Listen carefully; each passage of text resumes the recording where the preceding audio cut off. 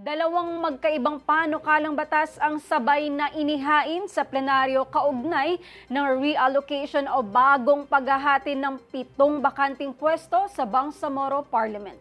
Layo ng mga panukalang ito na tiyaking patas ang representasyon ng bawat lalawigan sa inaabangang unang parliamentary elections ng BARMM ngayong Oktubre. Nabakante ang 7 pwesto matapos igiit ng Korte Suprema na hindi nakabilang ang probinsya ng Sulu sa rehiyon ng BARMM. Kaya naman, kailangang muling ipamahagi ang mga ito sa iba pang probinsya upang makumpleto ang 32 district representatives sa ilalim ng 80 miyembro ng Parliament.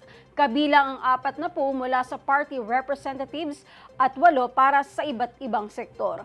Isinumite ng Government of the Day ang Parliament Bill No. 351 na nagmumungkahing hatiin ang mga pwesto sa ganitong paraan. 4 na pwesto para sa Basilan, 9 na pwesto para sa Lanao del Sur, 5 para sa Maguindanao del Norte, 5 para sa Maguindanao del Sur, 4 na pwesto para sa Tawi-Tawi, 3 para sa Cotabato City at 2 pwesto sa Special Geographic Area o SGA. Samantala, nagsumite rin ng private bill ang 9 na membro ng parlamento.